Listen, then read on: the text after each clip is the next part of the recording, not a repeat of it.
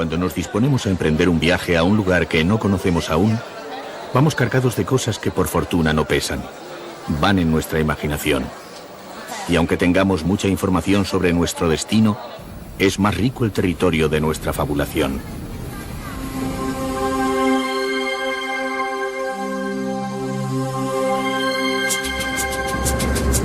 Costa Rica es un nombre sugerente. Se lo dieron a un país centroamericano porque se supuso que su tierra escondía un pozo inagotable de oro.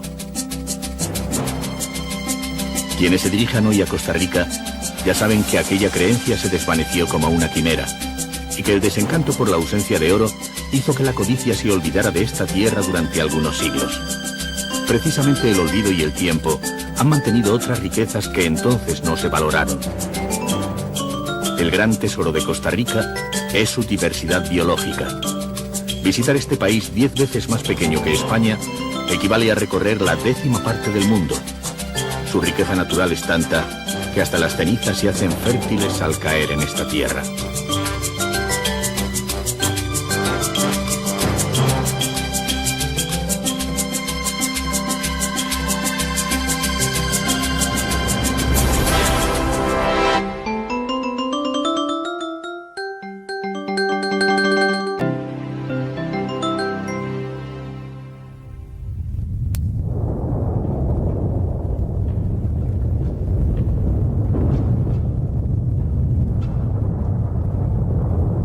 La fascinación del hombre por la contemplación del fuego, sobre todo cuando surge de las entrañas de la tierra, convierte al volcán Arenal en la primera cita de muchos visitantes de Costa Rica.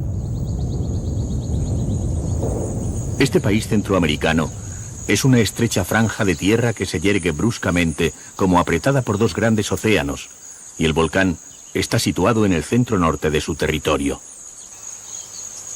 La figura del Arenal, siempre cónica y serena, se contemple desde donde se contemple, recuerda a las pirámides precolombinas y emana el mismo mágico magnetismo y el mismo misterio. Entró en erupción en el año 1968, escupiendo lava y emitiendo una nube de cenizas que anegó los contornos. Desde aquella primera explosión, mantiene su cono permanentemente encendido, y cada pocas horas expulsa piedras, cenizas y gases por medio de explosiones que producen el ruido de los truenos.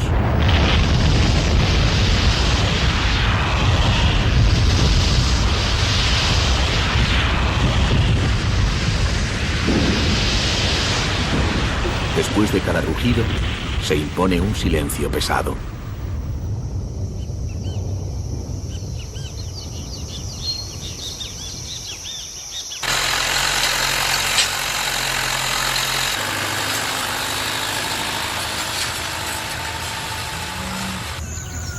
Modernos sistemas de detección de este tipo de fenómenos han permitido seguir viviendo cerca de este desarreglo del planeta a partir de un nuevo acuerdo de convivencia que respeta sus desahogos.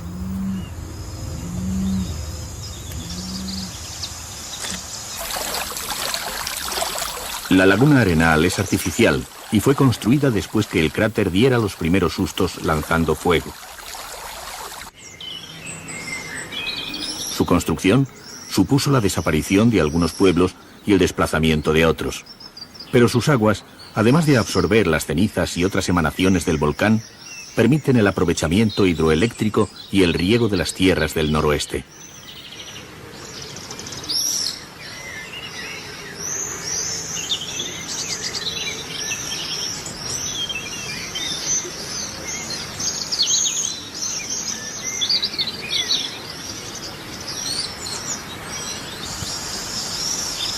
Las erupciones del volcán Arenal han transformado la vida de la zona, porque se han convertido en un espectáculo que atrae un gran número de visitantes.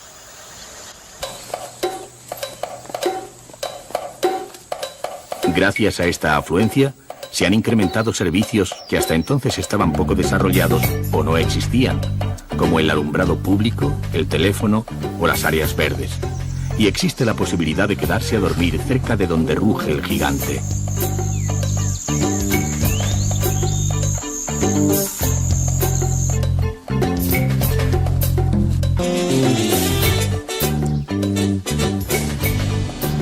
Tomando como base el pueblo de la fortuna, puede llamar la atención del viajero gente que a pie, a caballo o en bici se adentra por una pista de tierra.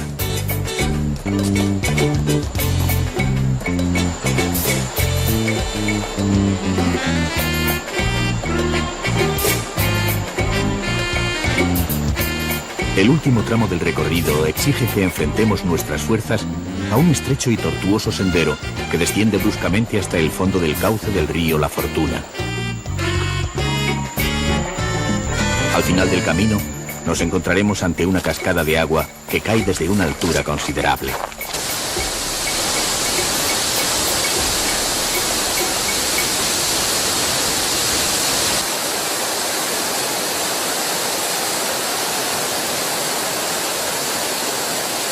El balneario de Tabacón, situado junto a la ladera del volcán, ofrece la posibilidad de sentir el contacto con el fuego del interior de la tierra de una manera controlada.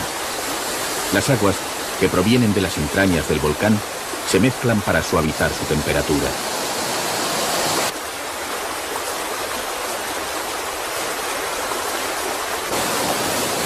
Los baños están indicados para la curación de enfermedades musculares y óseas. En todo caso, el mero hecho de bañarse en un medio como este contiene una mezcla de rito y voluptuosidad innegable.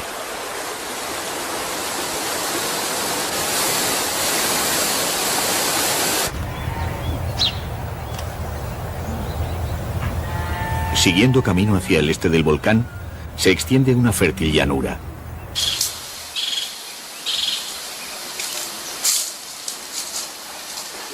Los cultivos, como el de la papaya, se alternan con zonas de pastos pertenecientes a grandes haciendas.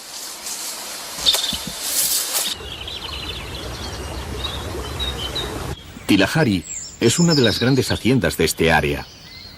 Parte de ella ha empezado a explotarse como hotel. Al estar en un medio en el que las zonas cultivadas se alternan con las vírgenes, tomándola como base, se pueden vivir nuevas experiencias relacionadas con la naturaleza.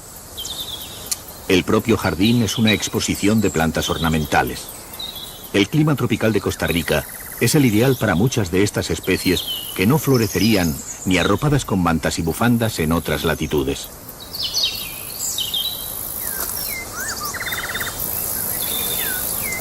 Entre las flores exóticas puede contemplarse la guaria. Pese a que la guaria morada es la flor nacional de Costa Rica, no se da con ella fácilmente. Otra flor delicada es la orquídea. En Costa Rica hay inventariadas 1.200 especies de estas plantas. Los pájaros que pululan por el jardín nunca se van muy lejos. En el hotel se encargan de tenerlos bien alimentados y de mantener sus condiciones de vida para que las aves puedan desarrollar su vida normalmente en los alrededores.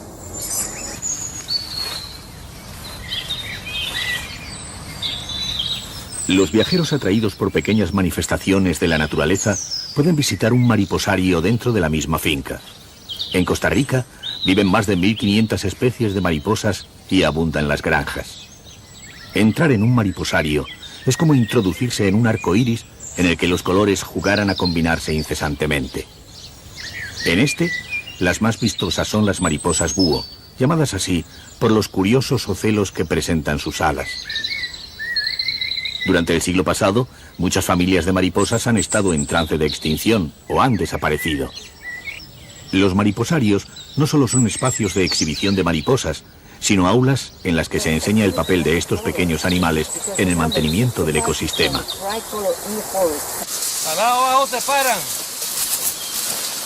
La finca y los alrededores ofrecen diversas posibilidades de aventura.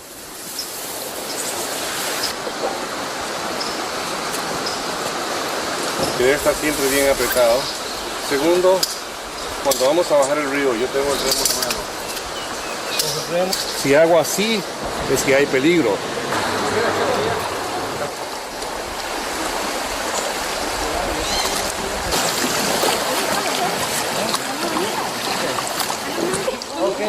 La excursión puede prolongarse hasta 12 kilómetros río abajo. El encuentro con algún animal salvaje, de los que se esconden en la espesura de los árboles, servirá para constatar que se invade un territorio en el que una comunidad de seres, animales y plantas tiene su hábitat.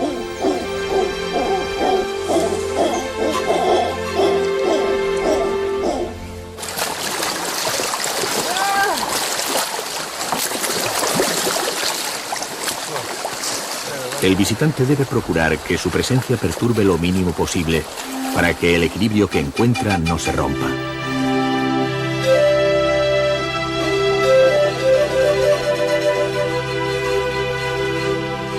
El ecoturismo es el disfrute de la naturaleza respetando las leyes que la sostienen. A medida que el viajero vaya entendiendo y cumpliendo sus reglas, en esta u otras excursiones, irá experimentando en su práctica mayores satisfacciones.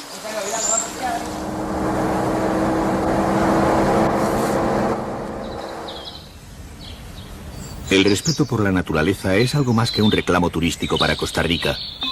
Responde a una política de Estado en la que colaboran organizaciones extranjeras. En Turrubares de Orotina, una fundación canadiense se ocupa de la conservación de la lapa roja. Esta especie era muy abundante en la zona del Pacífico, pero en algunas áreas ya ha desaparecido por completo. Gracias a la fundación, aquí sigue llenando de vida las copas de los árboles con sus sonidos estridentes.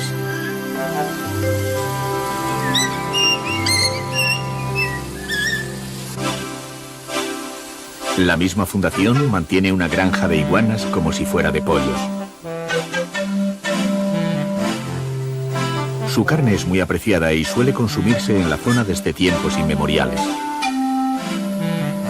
En este caso no hay peligro de extinción de especie, todo lo contrario. Estos lagartos son muy abundantes en toda Centroamérica. Según los propietarios de la granja, con la cría de iguanas es posible producir más carne que con la de cualquier otro animal y sin necesidad de desforestar la zona.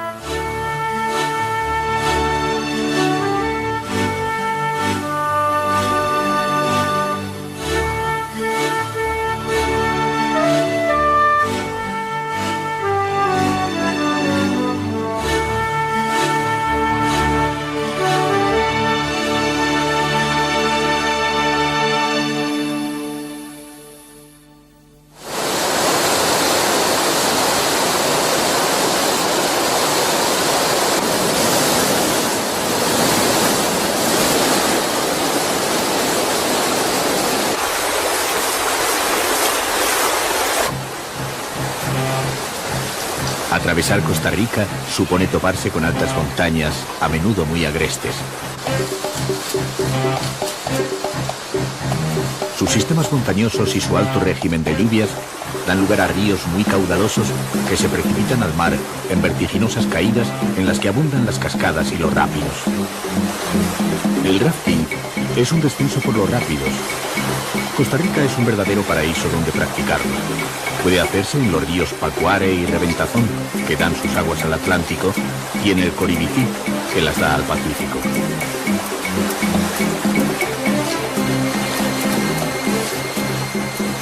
En el supuesto de que el curso de este río siempre fuera tan precipitado, los practicantes de rafting que pasan a nuestro lado pronto se verían en ese océano.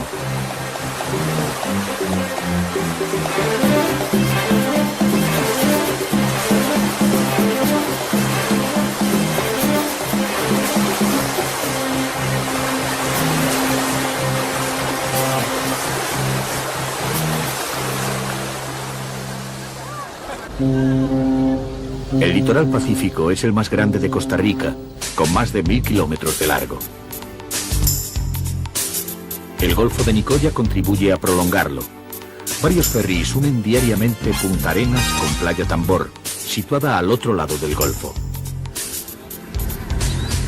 Su servicio evita el largo rodeo que exige llegar por tierra a esta península, que es uno de los lugares preferidos por los costarricenses para disfrutar el verano. La mejor época para venir es la comprendida entre los meses de diciembre y mayo. La travesía lleva poco más de una hora sorteando una serie de islas que hacen de barrera a las olas, lo que permite una navegación cómoda en cualquier época del año. El viaje es tranquilo ahora. En otro tiempo, este mismo viaje podía estar lleno de sobresaltos. Estas aguas y estas islas fueron refugio de míticos piratas y corsarios, como Drake, Morgan y Cook. Precisamente Cook murió cerca de aquí y fue enterrado en Cabo Blanco.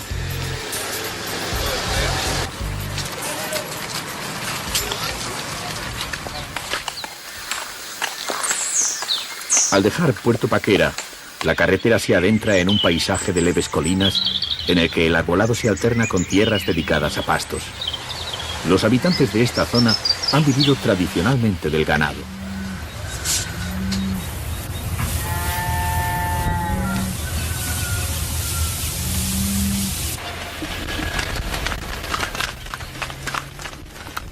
Unos terrenos recién explanados y nuevas construcciones introducen en una sucesión de cambios que transforman de repente el paisaje. Se ha entrado en una finca rústica de 2.500 hectáreas, de la que una parte ha empezado a dedicarse al recibimiento de visitantes. El complejo de Playa Tambor se asienta en un antiguo manglar que ha quedado convertido en un parque. Un manglar es un lugar donde crecen los mangles, una familia de árboles y arbustos muy común en las costas y lugares pantanosos afectados por las mareas. Su particularidad es que pueden vivir en aguas saladas porque expulsan la sal por las hojas.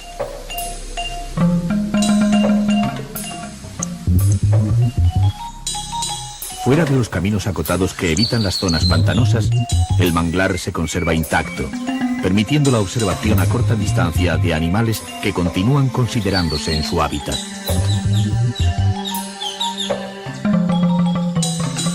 El lugar impone de repente las condiciones de un mundo que, aunque está a escasos metros de un espacio invadido recientemente por el hombre, sigue albergando a sus huéspedes habituales, que tienen unos códigos de comportamiento totalmente diferentes. Pasar de un mundo a otro es como transportarse en unos minutos a muchos kilómetros de distancia.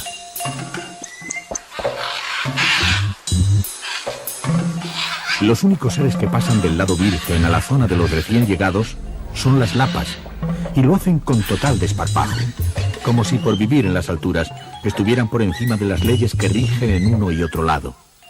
En la finca funciona una asociación encargada de proteger esta especie en la zona.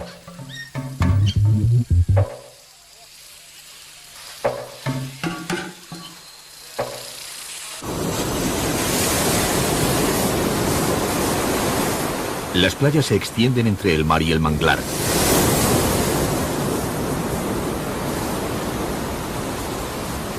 Las palmeras y los higuerones protegen del sol a los bañistas hasta la misma línea marítima cuando la marea está alta. En los alrededores abundan los lugares solitarios donde es fácil imaginar que nadie haya estado antes.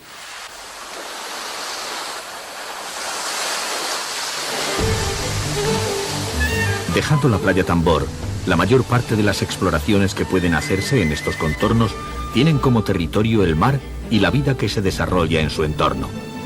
El único problema que puede plantearse es qué rumbo seguir, pues todas se presentan prometedoras de entrada.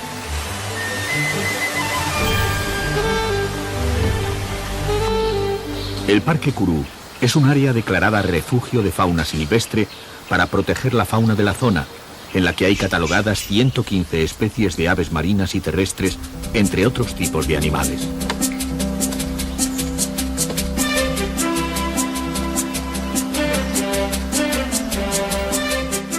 En un paseo por el parque, es bastante habitual que salga al paso del explorador algún compañero de viaje espontáneo.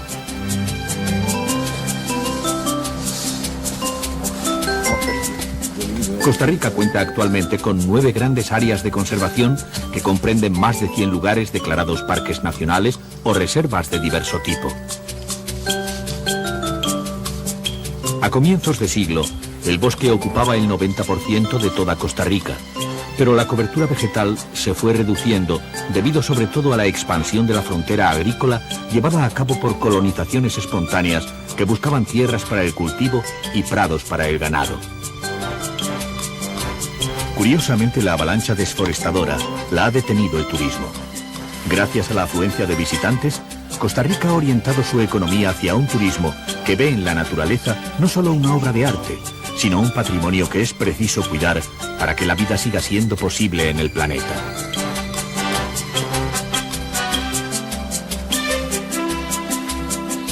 Un teléfono verde que funciona las 24 horas del día recoge las denuncias de agresiones al medio ambiente.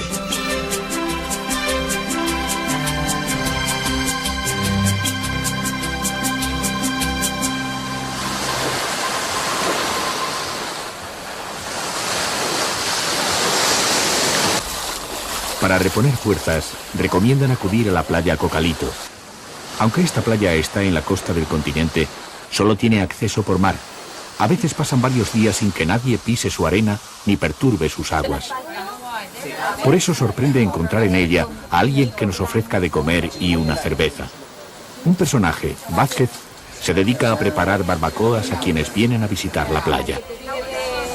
En mi casa come y bebe el que tiene hambre y el que tiene sed. Esa es mi forma de ser y gracias a Dios, viera que me siento muy bien. Cerca de la playa Cocalito está Montezuma, un pueblo que ha dado un salto en el tiempo en muy pocos años. Hasta los 80 carecía de electricidad. Los visitantes que pasan por aquí han transformado la vida y el talante de la población. Actualmente una organización local realiza campañas de educación ambiental y organiza limpieza de playas los fines de semana. En Montezuma se repite el fenómeno de un tipo de desarrollo impulsado por un turismo cuidadoso. En el pequeño pueblo se vive la sensación de estar en una nueva frontera. Los servicios son los indispensables para sentirse en contacto con el resto del mundo, en un medio en el que se acepta y cultiva la primacía de la naturaleza.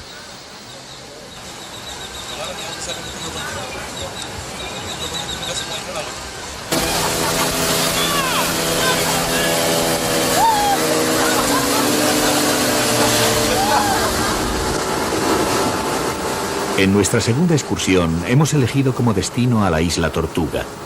Nos han asegurado que encontraremos playas vírgenes de arena blanca que se cuentan entre las más bellas del Pacífico. La isla Tortuga son en realidad dos islas, llamadas Alcatraz y Tolinga. Ambas están deshabitadas.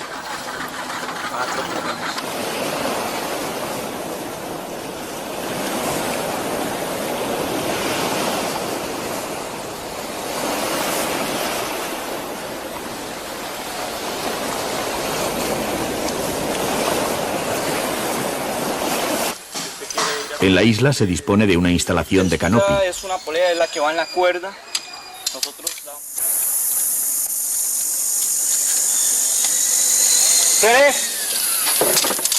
Frena, se sienta, despacio, despacio, despacio, ok, go.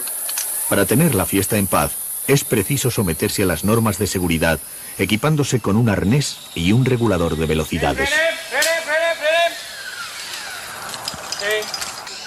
Aquí las palmeras sustituyen a los árboles que se han visto mil veces en las películas de Tarzán, y los cables metálicos suplen a las lianas para mayor seguridad de los que deciden imitar al héroe de la selva.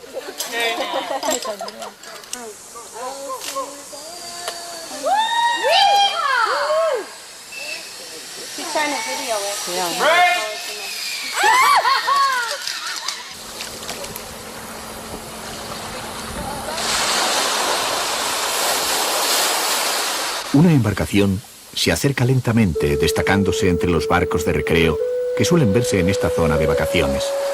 Se trata de una embarcación tradicional para la pesca y el transporte. Su ocupante, Monchito, vive del turismo a su manera. Se dedica a pescar ostras y langostas.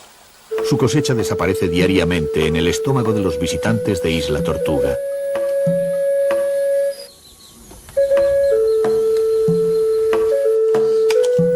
Las prepara de manera muy simple.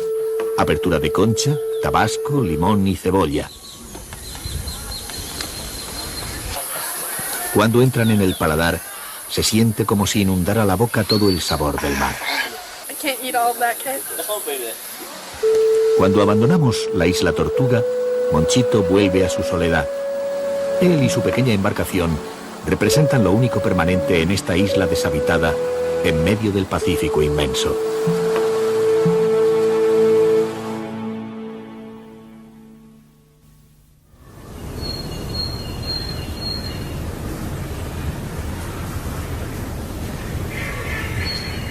El viajero que quiera cruzar desde el Pacífico hasta el Atlántico, que en este área toma el nombre de Mar Caribe, se encontrará frente a un impresionante muro verde en el centro del país.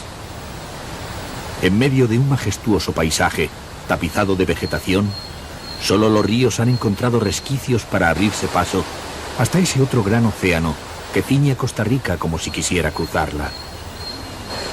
La carretera que une actualmente San José con Puerto Limón, capital de la zona caribeña, solo existe desde 1987.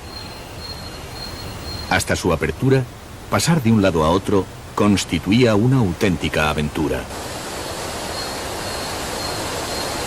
Estas condiciones, adversas para la colonización, son las que han salvado al Parque Braulio Carrillo, situado en el centro del país, de la degradación y han permitido que hoy sea un importante depósito para las fuentes y los ríos y un poderoso pulmón para la zona centro.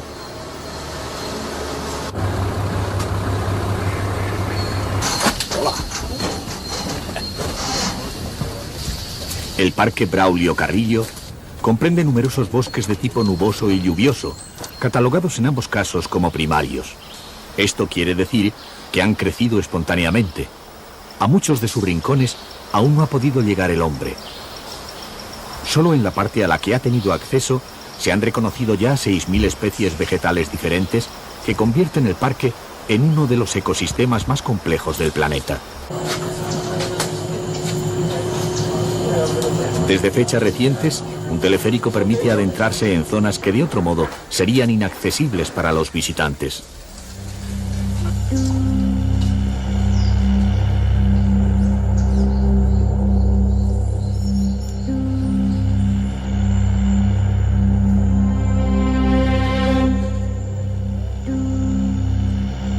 Los árboles y las palmeras que son muy altas.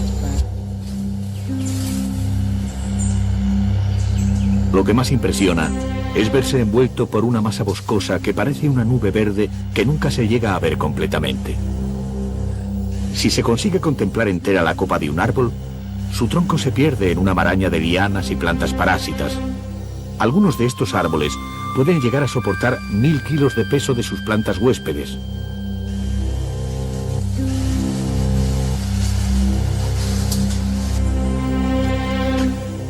Después de ver el bosque con ojos de animal trepador, la vuelta permite contemplarlo a vista de pájaro. Ahora ya sabemos que su apabullante presencia se basa en un equilibrio que puede romperse fácilmente, como un castillo de naipes.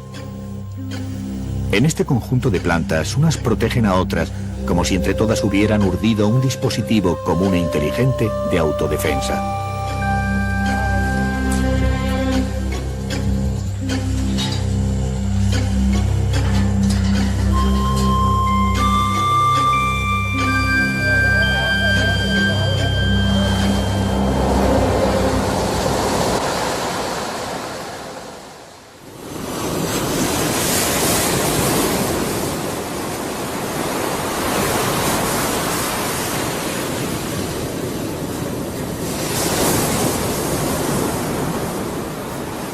La primera impresión que se tiene al llegar a Puerto Limón, capital de la provincia de Limón que se extiende a lo largo de la costa caribeña, es la de haber cambiado de país.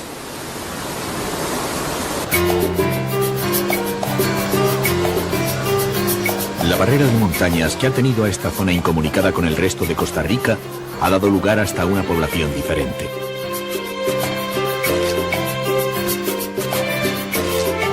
El color de la gente y el idioma que se oye en la calle, aunque también se habla español, configuran una realidad totalmente distinta.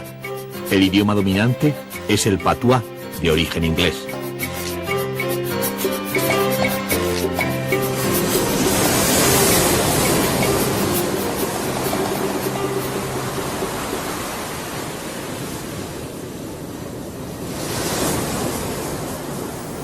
Pese a que este fue el primer punto de la tierra costarricense que tocó Colón, la historia de Puerto Limón comienza realmente en el momento en que Costa Rica necesitó un puerto y una vía de acceso al Mar Caribe para exportar su café y su cacao a Europa. La decisión fue construir una vía férrea que llegara hasta aquí desde el Valle Central. La escasez de mano de obra en el país y la incidencia de la malaria, agravada por las excavaciones que se realizaban, hicieron venir a gentes de color de países vecinos que eran más resistentes a esta enfermedad por convivir con ella. La concesión de la obra a un norteamericano decidió que la mayoría de los trabajadores fueran jamaicanos que compartían su idioma. Acabada de construir la vía férrea, los trabajadores se incorporaron a las plantaciones bananeras recién establecidas en la zona por la United Fruits norteamericana. La economía de esta zona se sigue basando todavía en el banano, que es, con el café, el cultivo agrario más importante del país.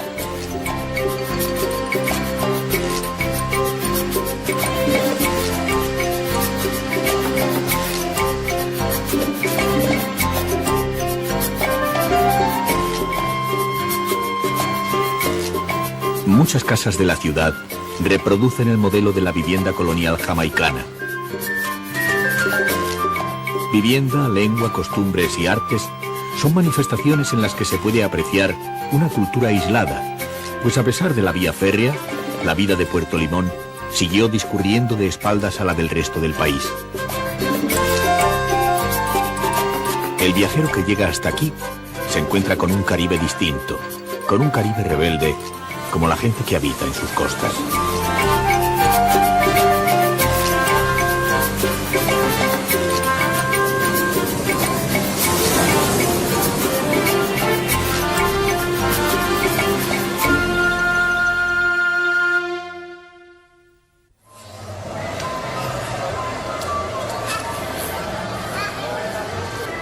San José, la capital de Costa Rica, es una ciudad relativamente joven. Fue fundada en el siglo XVIII sobre la base de una antigua aldea que sobrevivió por puro empeño de los hacendados de los alrededores, los cuales se impusieron venir todos los días de fiesta para que el núcleo urbano no se desintegrara. La ciudad solo tiene 300.000 habitantes y alcanza los 800.000 con el área metropolitana. Mucha de la gente que atesta las calles durante el día volverá a sus pueblos cuando termine la jornada. San José es para el visitante una ciudad fácil y manejable. Su trazado reticular, con calles y avenidas numeradas, permite orientarse sin dificultad. Sus lugares de interés, situados en el centro, se pueden recorrer a pie porque están separados por unas cuantas cuadras o manzanas.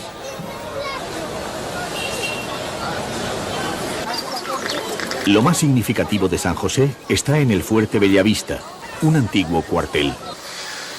El presidente Figueres disolvió el ejército en 1948 y dedicó su presupuesto a la educación y a la mejora de vivienda y de otras coberturas sociales. Desde que los costarricenses disolvieron la institución castrense, han resuelto sus conflictos en mesas de negociaciones, sus discrepancias internas en las urnas, en una de las democracias más consolidadas de América Latina.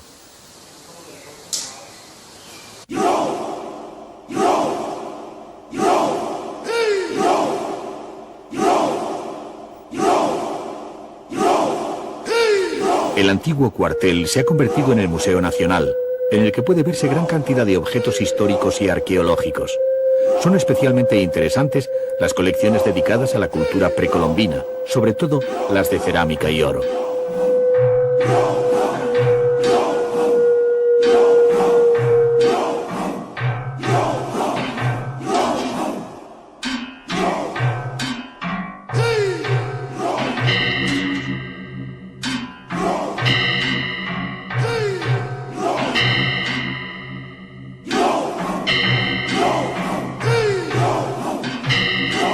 El Museo Nacional parece una metáfora de Costa Rica. Un edificio concebido para fines destructivos se ha convertido en el lugar donde se conservan los recuerdos del país hasta sus culturas más remotas.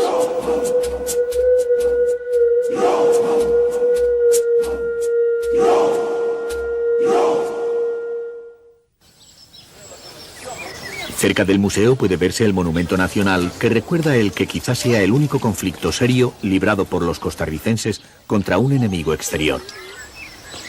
Representa la victoria de las 5 repúblicas centroamericanas sobre el filibustero norteamericano William Walker. La batalla principal librada por los costarricenses duró un cuarto de hora.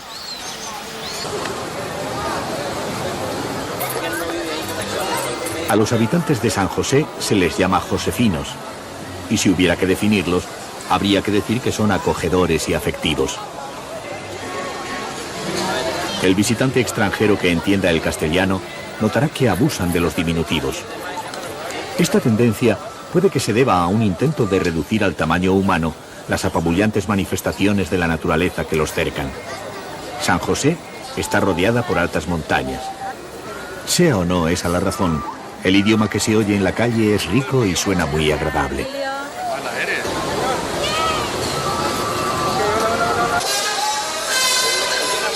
Algo que puede llamar la atención es el uso que hacen de los teléfonos públicos.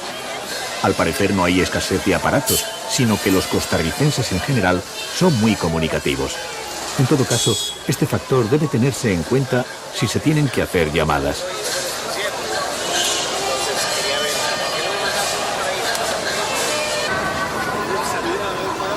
Uno de los lugares de encuentro de San José es la Plaza de la Cultura, donde se encuentra el Teatro Nacional.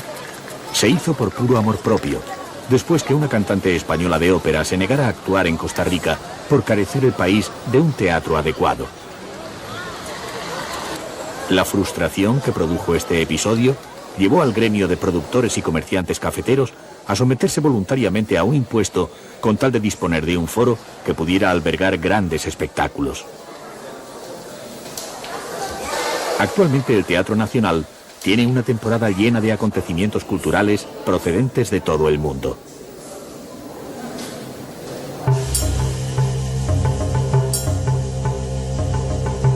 Debajo del Teatro Nacional puede visitarse el Museo del Oro, que concentra más de 2000 piezas de oro labradas en el periodo precolombino.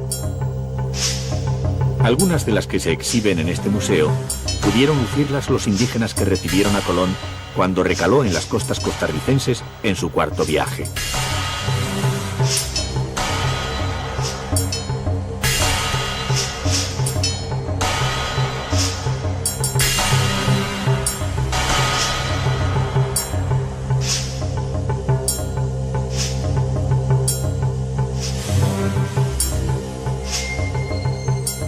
Al parecer, los indígenas atribuían al oro cualidades mágicas y su uso estaba restringido a personajes carismáticos como curanderos o chamanes, cantores funerarios y jefes guerreros. Junto a aderezos de uso ritual, pueden descubrirse también en el museo objetos de uso cotidiano que tuvieron que llenar de perplejidad a los recién llegados por su sofisticación, como por ejemplo las pinzas depiladoras.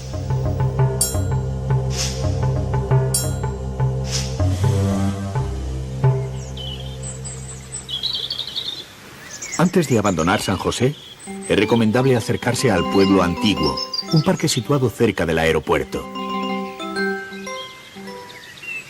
En el Pueblo Antiguo, los costarricenses han querido fijar para su memoria cómo ha sido y cómo es la vida de este país, en el que un seísmo o un volcán lo puede cambiar todo de repente. Las casas, auténticas, han sido traídas desde las distintas provincias.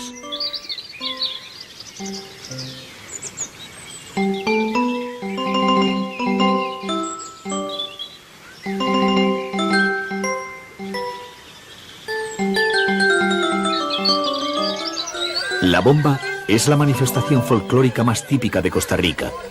Procede de la provincia de Guanacaste. Soy sabanero y de buena escuela, y mi caballo recuaco que se pone a bailar y a trotar como buen caballo guanacasteco. Amarrado lo tengo afuera y su corazón debe estar seco. ¡Pa' que se llene de alegría! ¡Echémonos el punto guanacasteco!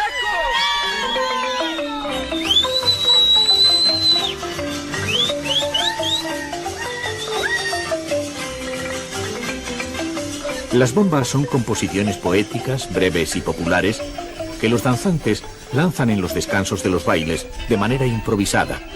Su contenido es por lo general amoroso. A veces son falsos piques con fines de galanteo y a veces son piropos que explotan como bombas en medio del baile. ¡Bomba! ¡Qué linda que está esa chiquilla! Delgadita de cintura, que está apenas pa' un enfermo, y yo con calentura. No soy flor de jicaral, ni concha de mar afuera, ni tampoco soy guitarra, para que me toque cualquiera.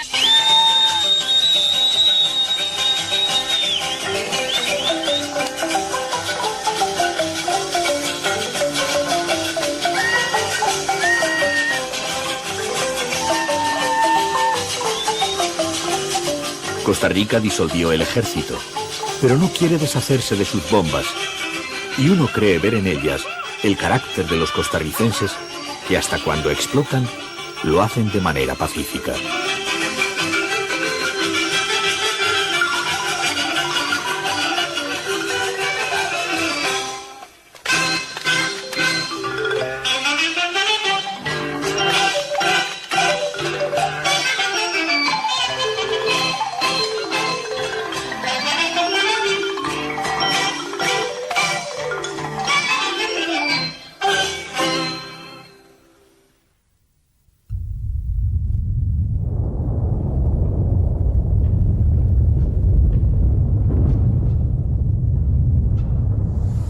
A pocas personas se les desvanece el deseo infantil de intentar ver el centro de nuestro planeta a través de la boca de un volcán.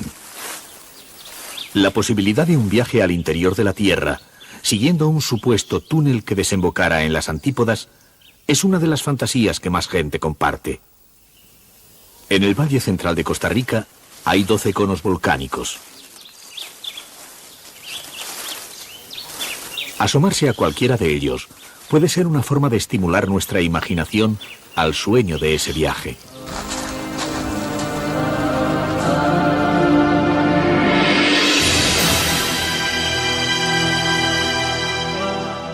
Quien pretenda hacerlo en el volcán Irazú, a 3.400 metros de altitud, debe intentarlo bien temprano para evitar la presencia de nubes. El volcán consta de 3 bocas y su última erupción tuvo lugar en 1963. El color amarillo verdoso del agua que tapona la boca principal evidencia que se siguen produciendo emanaciones. Las torrenteras todavía se muestran calcinadas.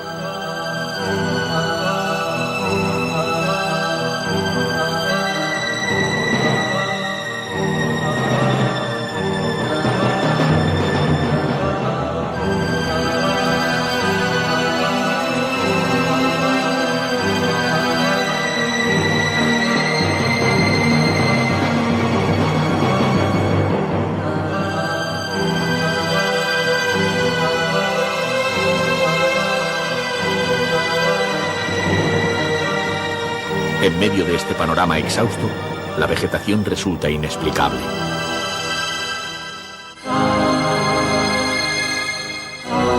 La boca conocida como Playa Hermosa, aunque ya está extinguida, presenta el aspecto asolado del territorio donde se hubiera librado una batalla infernal.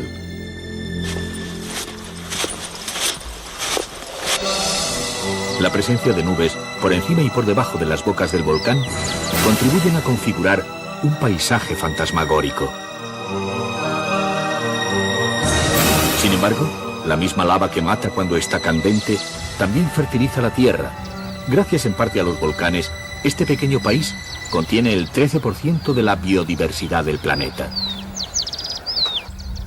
Para despedirnos de Costa Rica, nos proponemos realizar un recorrido entre volcanes que desde las cumbres del Irazú discurrirá a lo largo del Valle Central por Cartago, Grecia y Sarchí, para terminar en el cráter del volcán Poás.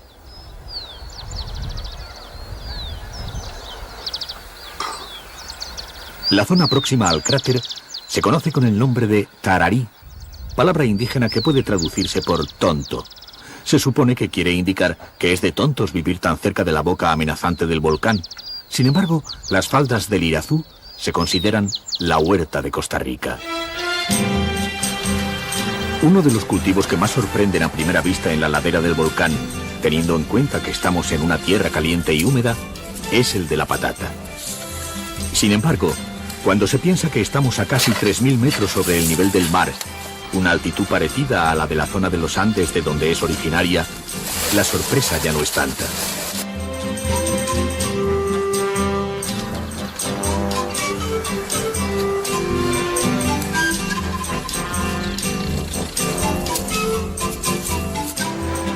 A medida que se desciende, los cultivos se van diversificando.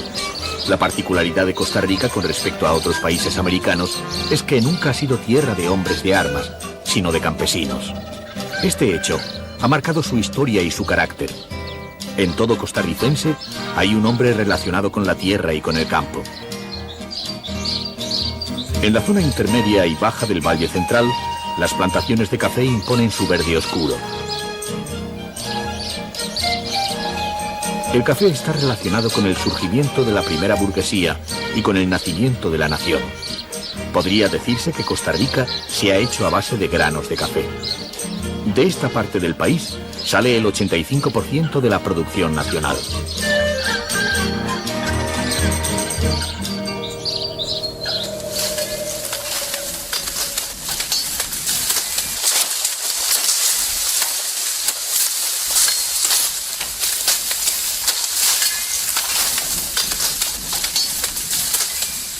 En esta zona, los cultivos de caña de azúcar se alternan con los del cafetal. Durante la cosecha, el aire se llena de un olor dulzón y parece que se respirara miel.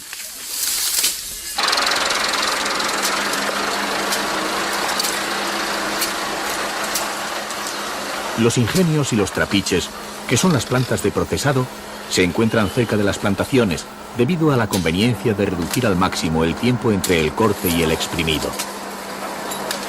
De la caña se obtiene el azúcar y el ron, y también se saca otro alcohol que se usa como carburante de vehículos.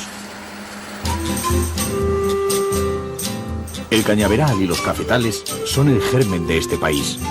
En realidad, hasta el siglo XIX, Costa Rica no era otra cosa que este valle, y casi toda su población se concentraba aquí, alrededor de estos cultivos. Actualmente todavía viven en el Valle Central casi 2/3 de la población. Cartago es la ciudad más próxima al volcán Irazú. Fue la primera población del Valle Central y la primera capital de Costa Rica. En Cartago se encuentran las ruinas de la antigua catedral colonial que fue destruida por un terremoto.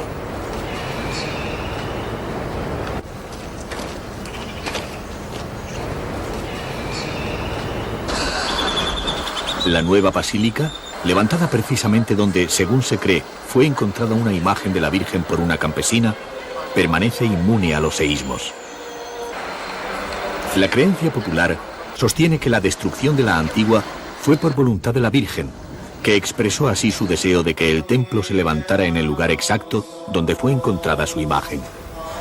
De ser cierta esta creencia, sería una prueba de que los elementos naturales no son ingobernables. La basílica alberga a la Virgen de los Ángeles, patrona del país, y es centro de peregrinación de los católicos costarricenses que constituyen abrumadora mayoría.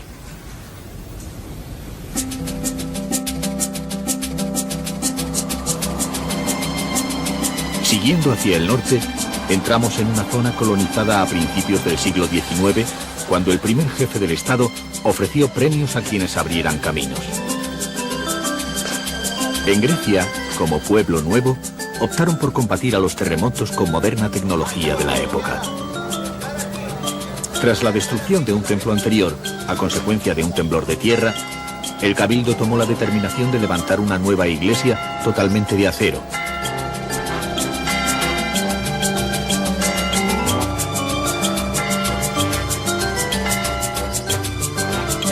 El siguiente pueblo es Sarchí, donde todavía siguen construyendo carretas tradicionales de madera.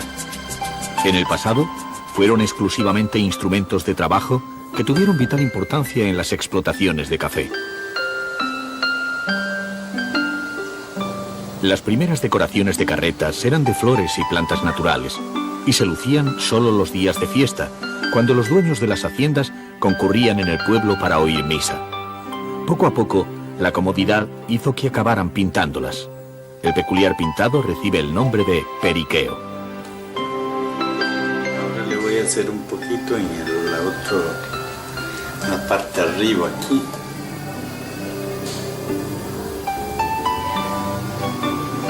A consecuencia del turismo, el periqueo ya no solo decora las carretas, sino los lugares más insospechados de Sarchí, hasta el punto de que todo el pueblo parece una carreta periqueada.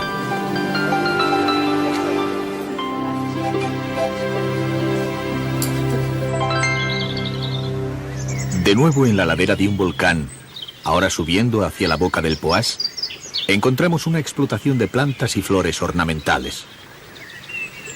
Los costarricenses han aprendido que estas flores para ellos comunes porque encuentran aquí las condiciones ideales, gracias al clima y a la tierra enriquecida por los volcanes, tienen fuera de sus fronteras un alto valor.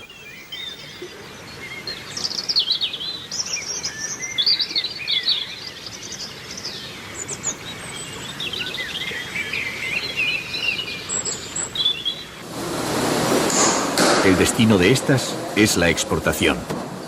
Decorarán interiores en hogares del mundo, donde hasta puede que se ignore dónde se encuentra Costa Rica. La exportación de plantas y flores tropicales constituye una entrada de divisas actualmente en auge.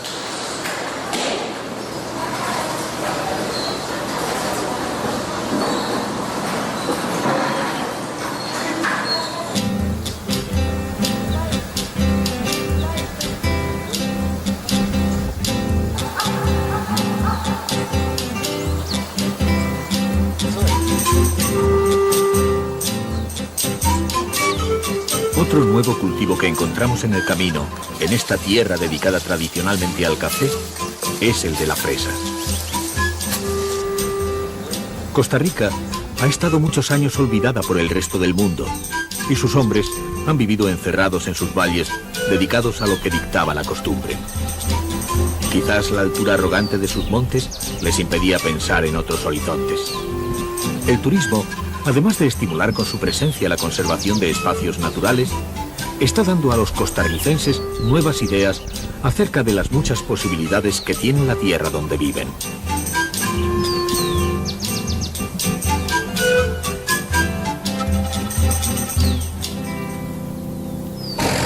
Cuando llegamos a lo alto del volcán Poás, como final de nuestro viaje, un camino despejado se abre paso entre una espesura exuberante. La humedad hace brillar el verde de las plantas que asoman al camino. De pronto, al final del paseo, nos encontramos ante una cima de enormes dimensiones.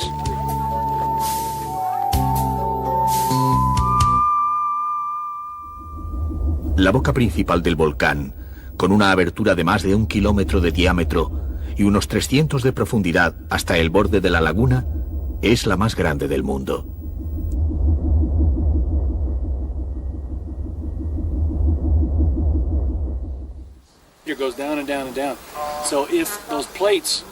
Pero después de convivir con los volcanes, la idea de estar entre gigantes dormidos ya no nos parece tan temible.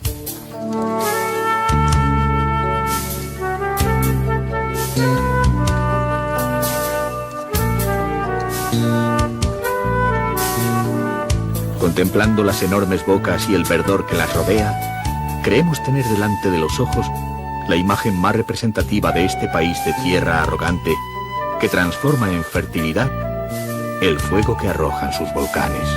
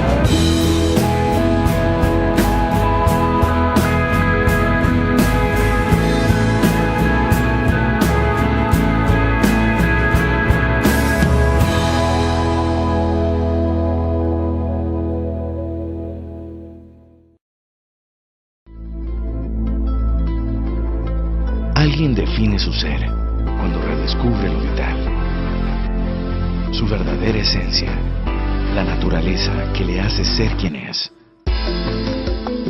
¿Quién soy? Soy la concentración atractiva de belleza, bosques, playas y biodiversidad. Vivo en el corazón de América. Me custodian dos mares. Soy el verde profundo que atrae por igual a quienes buscan descanso o aventuras. Y soy mucho más. En mi esencia viven la calidez y la autenticidad de mi gente. Pueblo de brazos abiertos que le da la bienvenida al futuro, a las oportunidades.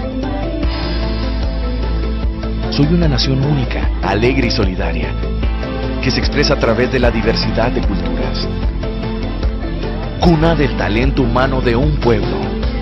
Gente con orgullo que no le teme a los desafíos. Soy una nación gobernada en paz, con una democracia antigua y consolidada. Defiendo la salud, la educación y la superación de hombres y mujeres como pilares de la felicidad. En mi esencia están la preservación y el cuidado del medio ambiente. Un ejemplo para el mundo. Respiro las bondades de mi tierra y conozco el ingenio de mi pueblo, siempre capaz de dar más de lo que se espera de él. Soy una nación confiable, creíble, diferenciada por el valor de lo que hago. Me distinguen el desarrollo humano, la innovación y una comprobada competitividad internacional que me permite exportarle calidad al mundo. Quien me conoce se asombra, se admira. En mi esencia concentrada se encuentran mis grandes aspiraciones. Soy un país que atrae a conocedores que buscan el valor de la excelencia y el compromiso con la sostenibilidad. Tengo mucho para ofrecer a aquellos que quieren comprar, invertir, producir, desarrollarse. Cuento con los recursos humanos y tecnológicos necesarios para ello. Me redescubro mirándome hacia adentro. Me encuentro en lo vital, en lo verdadero. Redescubro lo importante. Soy verde, soy felicidad, soy solidaridad, soy paz, soy talento, soy innovación, soy calidad, soy diversidad, soy concentración. Soy Esencial Costa Rica.